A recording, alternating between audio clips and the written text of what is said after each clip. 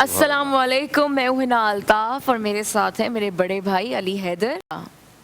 जी अस्सलाम वालेकुम मेरी जानिब से भी। और यकीनन आप जानते ही हैं कि रमज़ानुल मुबारक ये बारान रहमत आज एंटरटेनमेंट और आज न्यूज़ पर मैं और हिना अल्ताफ़ दोनों यहाँ पर रोज़ाना मौजूद होते हैं। बहुत खुश नसीब अपने आप को समझते हैं कि हम भी यहाँ पर इस ट्रांसमिशन में कोशिश करते हैं कि अक़ीदत के कुछ अल्फाज जो है वो शेयर करें और हमारे साथ यकीनन हमारी जो टीम है वो भी बेहतरीन है।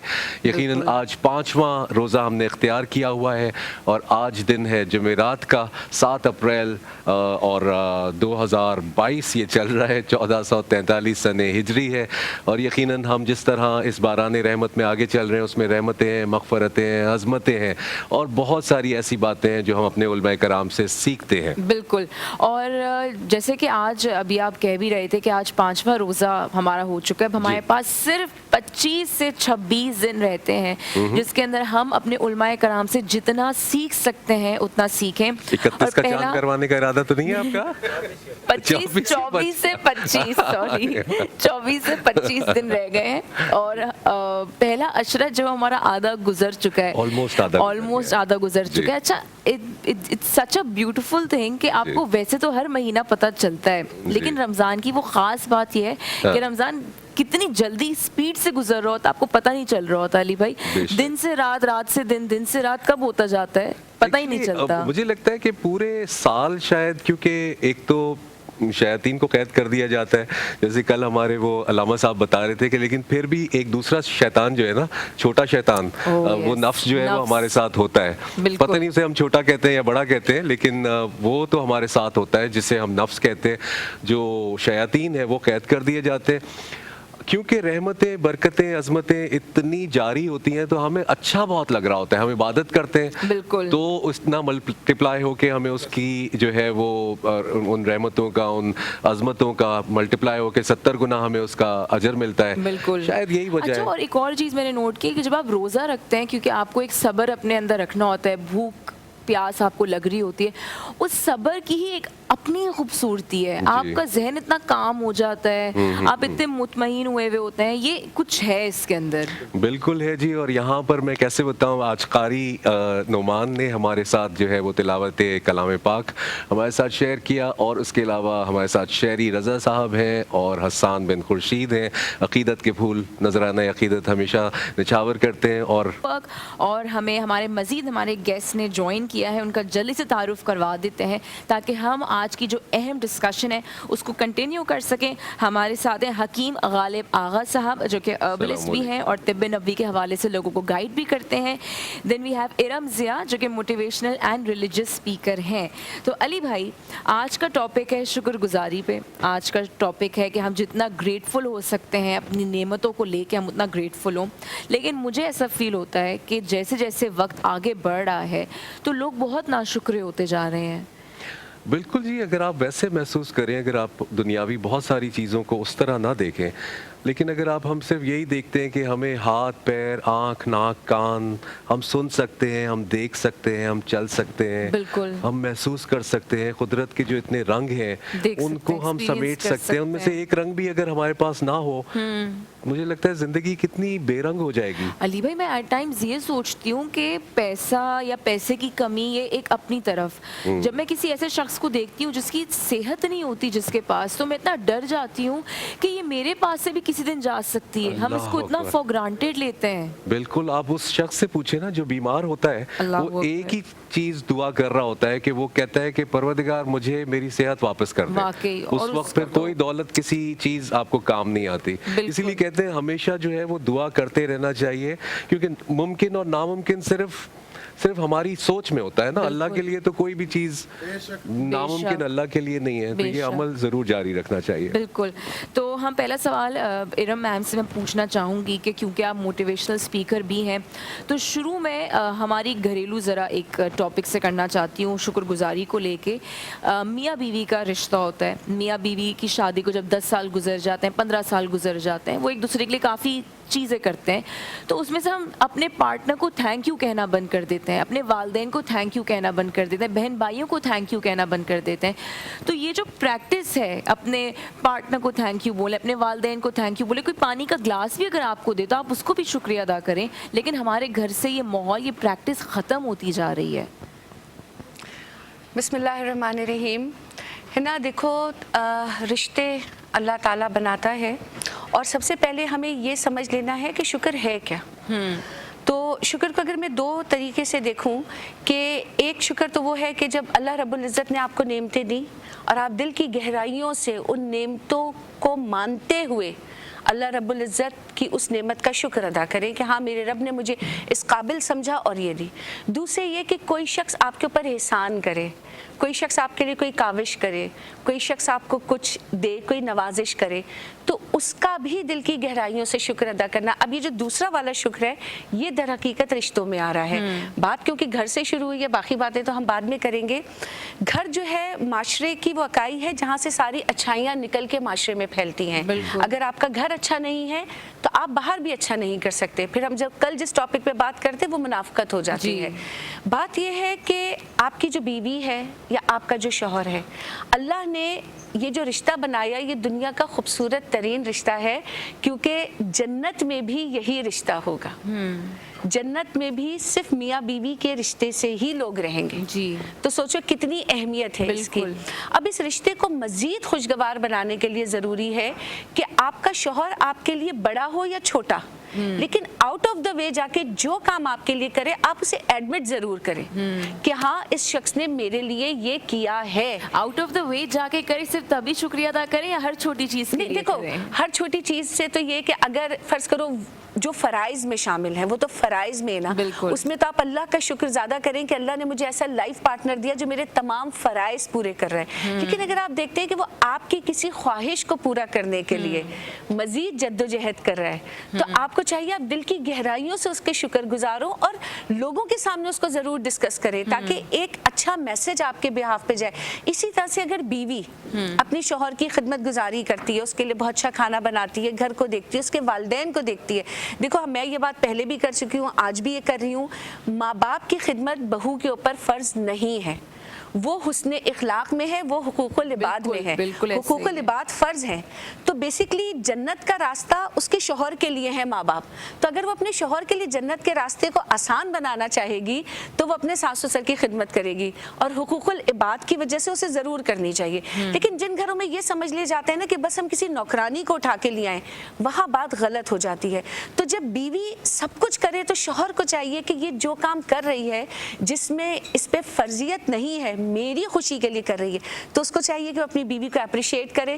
اب بچے جب یہ ماحول دیکھیں گے نا کہ ہمارے ماں باپ جو ہیں وہ آپس میں ایک دوسرے کو اپریشیٹ کرتے ہیں, دادا دادی سے اچھی طرح ملتے ہیں, نانا نانی سے اچھی طرح ملتے ہیں, رشتہ داروں کو اٹھ کے سلام کرتے ہیں, ان کا شکریہ ادا کرتے ہیں, تو وہ گھر کے باہر بھی یہی پریکٹس کریں. آپ کو ایسا نہیں لگتا کہ جو ویسٹ میں ہم بہت ساری برائیاں ویسے ڈھونڈتے ہیں, لیکن اگر آپ میاں بیوی کے رشتے میں دیکھ لیں یا عام جرنلی بھی اگر آپ جائیں تو وہاں معاشرے میں تھینک یو کہنا یا سوری کہنا اتنا, کہیں سے بھی آپ جائیں گے کوئی آپ کو صرف اگر آئی کانٹیکٹ ہو گیا ہے تو وہ آپ کو ہیلو کہے گا یا سلام جس کو ہم اپنے انداز میں کہتے ہیں. یہ ساری چیزیں ہمیں ہمارا ریلیجن سکھاتا ہے, لیکن جب یہ چیزیں ہم یہاں اپلائی کر رہے ہوتے ہیں جیسے ابھی انہوں نے کہا ایڈیپٹیشن انہوں نے کر لی ہے, اتنی چھوٹی چھوٹی بات پہ وہ آپ کو تھینک یو بولتے ہیں کہ آپ شرمندہ ہو جاتے ہیں. ہم کبھی گھر پہ اس طرح بولتے ہیں تو وہ کہتے ہیں کہ ارے کیا ہو گیا, 5 سال باہر سے آئے ہو تم, 5 سال میں تم انگریز بن گئے. دے دیں تو وہ آپ کو ویو ضرور کرے گا اینڈ ہیل سے تھینکس, یا ذرا سا کچھ جو سوری ضرور کرے گا, تو سارے مسئلے ایک تھینک یو اور ایک سوری سے حل ہو جاتا. بالکل ایسا ہی ہے, بالکل ایسا. آغا صاحب آپ کا ہم بہت شکریہ ادا کرتے ہیں ایک بار پھر, کیونکہ آج موضوع ہمارا شکریہ ہے تو آپ نے ٹائم نکالا, آپ یہاں پر آئے. اور اس کے علاوہ اللہ کا ہم کس کس بات پہ شکریہ ادا کریں کہ اس نے ہمیں وہ نعمتیں عطا کی ہیں اسی زمین سے جس میں آپ کے لیے شفا ہے, آپ کھاتے بھی ہیں, بیماریوں سے بھی اس کا علاج ہو رہا ہوتا ہے. اس میں چاہے زیتون ہے یا اس کے اندر انجیر ہے یا شہد ہے, جو ہمیں ایسی چیزیں ہیں, ایسی نعمتیں ہیں. آج ہم کوشش کریں گے کہ تھوڑا سا زیتون کے بارے میں اگر آپ ہمیں بیان کر سکیں, کہ ہم سنتے ہیں کہ زیتون میں بہت زیادہ جو ہے وہ فوائد ہیں, تو اس کے بارے میں آپ ہمیں کچھ بتائیے. پہلے ایک حدیث آپ سے عرض کروں، حضور اکرم صلی اللہ علیہ وسلم نے فرمایا کہ زیتون کے تیل کو سالن کی طرح استعمال کرو، اس کو بدن پہ اور سر پہ لگاؤ، کیونکہ یہ ایک مبارک درخت سے حاصل کیا گیا ہے. ماشاءاللہ. تو اگر ہم بات کریں درخت کی، پھل اس کے فوائد ہم انشاءاللہ ڈسکس کریں گے آگے پروگرام میں بھی، لیکن اگر اس کی بات کریں، یہ واحد میرے خیال سے ایسا پودا ہے جس کی پتے بھی کام کے ہیں، جس کا لکڑی ہم مسواک کے طور پہ استعمال کرتے ہیں، اور پھل کے الگ فوائد ہیں، اور پھل سے تیل نکلتا ہے اس کے الگ فوائد ہیں.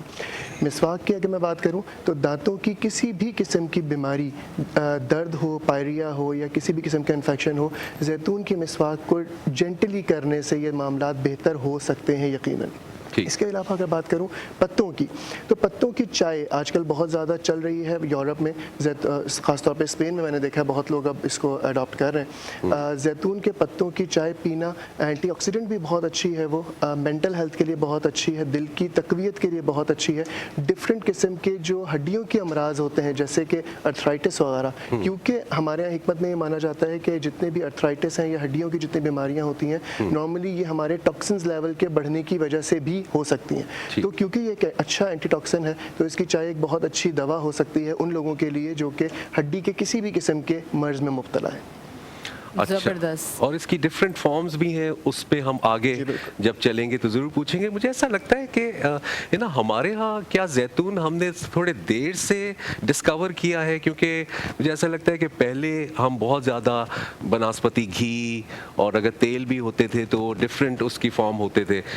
آئی تھنک مجھے ایسا لگتا ہے کہ پچھلے لاسٹ 25-30 سال 40 سال میں یہ زیادہ، اسلام میں تو اس کی ویلیو بہت زیادہ تھی، لیکن ہمارے گھروں تک اس طرح پہنچنا کہ اب ہر کسی کو یہ بات معلوم ہو گئی ہے کہ کھانے میں استعمال کریں تو زیتون کا تیل استعمال کریں، ہارٹ کے لیے اچھا ہے جیسے آپ نے بتایا، جوڑوں کے لیے اچھا ہے.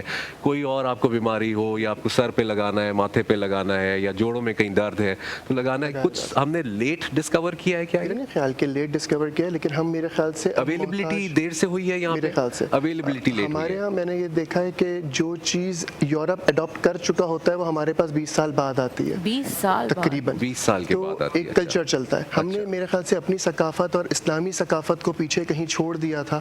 اب کیونکہ یورپ میں یہ 60s میں بہت زیادہ عام ہوئی، تو اب ہمارے یہاں تقریباً 10 سے 15 سال ہو گئے کہ یہ چیز بہت زیادہ کامنلی مل بھی رہی ہے، لوگوں میں استعمال بھی ہو رہی ہے. اور ڈفرینٹ چیزوں کے جو ہمیں سائیڈ افیکٹس ملے ہیں، جیسے کہ آپ نے عرض کی بہت سارے ایسے چیزیں ہیں جس کی سائیڈ افیکٹس ملے، تو اس کے بعد اب لوگ نیچرل چیزوں پہ آنا چاہ رہے ہیں جس میں زیتون کا تیل یا زیتون کا استعمال ایک غذا ہے یا ایک دوا ہو سکتی ہے. زبردست، بہت شکریہ.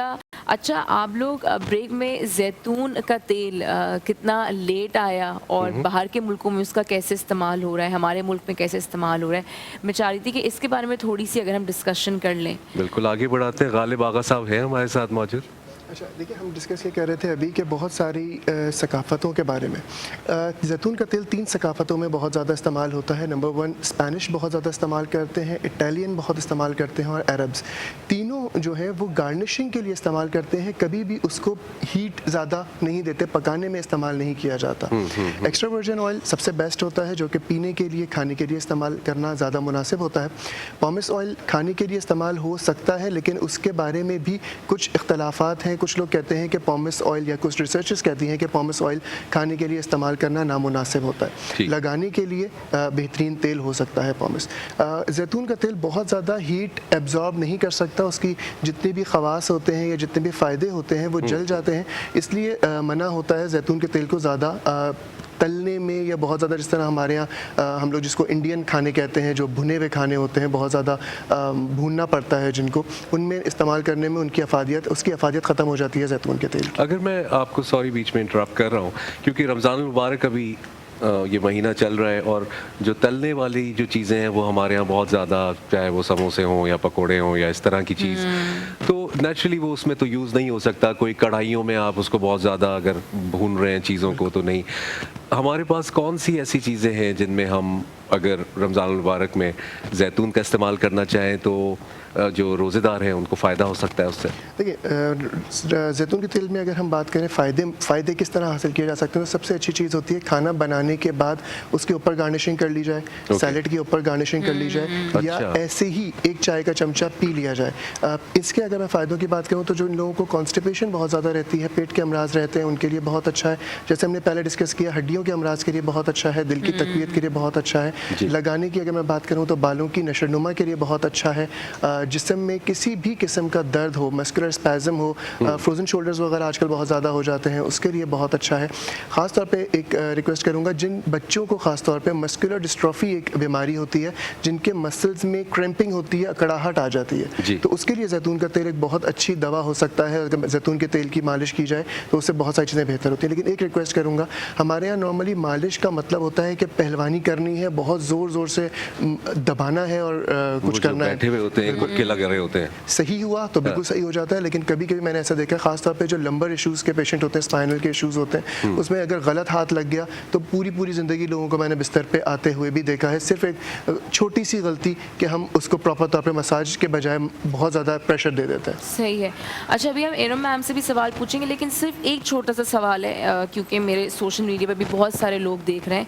तो किसी ने मैसेज किया, उन्होंने कहा है कि उनकी आंखों के ऊपर एक्जिमा है, तो वो उसके लिए क्या कर सकते हैं? आंखों के ऊपर एक्जिमा के लिए लोकली अप्लाई करने की ही कोई दवा बताई जा सकती है। अगर तेल में बात करूं तो तेल में नीम का तेल एंटी फंगल, एंटीसेप्टिक होता है। नीम का तेल बहुत अच्छी दवा हो सकती है, उसको लगाकर एक्जिमा भी बेहतर हो जाएगा और किसी भी किस्म की एक्नी के दाग हैं तो वो भी बेहतर हो जाएंगे। ठीक है जी, अली भाई। जी बिल्कुल, गुफ्तगू का सिलसिला आज क्योंकि शुक्रगुजारी है, तो आज हम हर ब्रेक पे जाने से पहले और वापस आने के बाद सबका शुक्रिया अदा करते हैं। हमारे जितने स्पॉन्सर्स हैं उन सब का भी तहे दिल से हम मशकूर हैं, यकीनन शुक्रिया।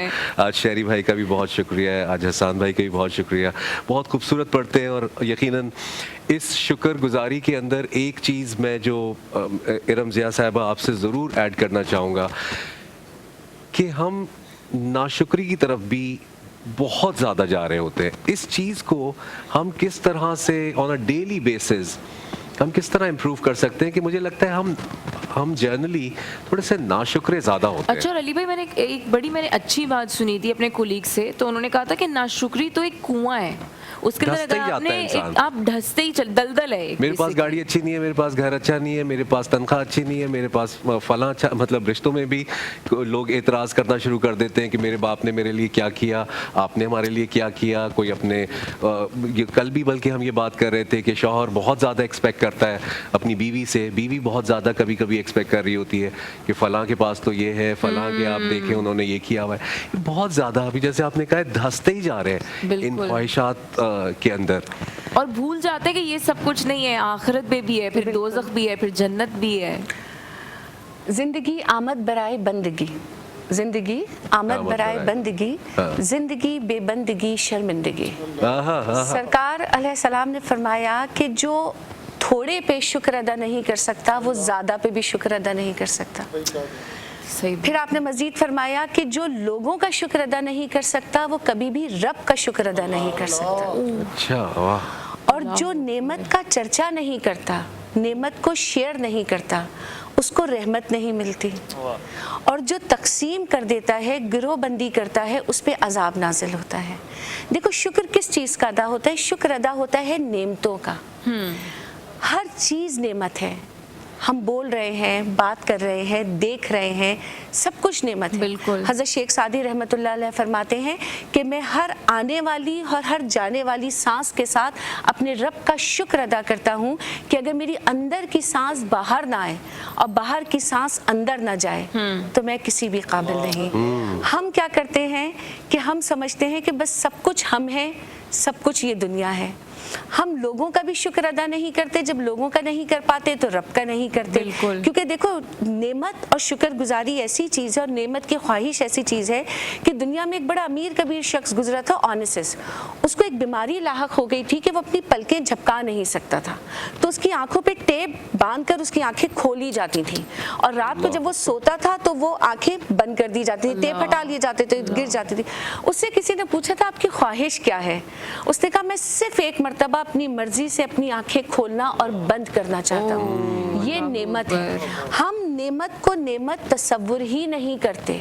हम समझते हैं कि जो कुछ है वो हमारा कमाल है। हम देने वाले को भूल जाते हैं, चाहे वो रब्बुल कायनात हो, चाहे वो उसका कोई बंदा हो। हमें किसी न किसी जरिए से, या तो अगर देखो जो शोहरत है, जो दौलत है, जो मुकाम है, मेरे रब ने दिया। जिंदगी है, सांस है, नज़र है, अच्छा बोलना है, अच्छा सुनना है, ये मेरे रब ने दिया। लेकिन दुनिया में कितने लोग हैं, सबसे पहले माँ बाप पाल पोस के बड़ा करते हैं, उनका शुक्रगुजार होइए। मियाँ बीवी की हमने अभी बात की, आपस के रिश्तेदार, घर में काम करने वाले नौकर, आपका Blessing है वो ड्राइवर, एक। आपकी मेड्स, आपको उनका शुक्रगुजार होना चाहिए कि चंद पैसों के तहत एवज वो आपको वो फैसिलिटीज़ प्रोवाइड करी हैं कि अगर आप उन कामों में लग जाएं तो फिर आप अपनी ख्वाहिशात के मुताबिक कोई काम नहीं कर बिल्कुल सकते। ऐसा ही है, तो बिल्कुल आज ऐसा ही है। उनका शुक्र ज़रूर कीजिएगा और उनका शुक्रिया ज़रूर अदा कीजिएगा। मैं अपनी सारी बहनों को कहती हूँ और भाइयों को कहूँगी अपने ड्राइवर्स का ज़रूर कीजिएगा जी, कि आप जी। उनका शुक्रिया अदा करें कि वो भी रोज़े से हैं और आपके लिए गाड़ी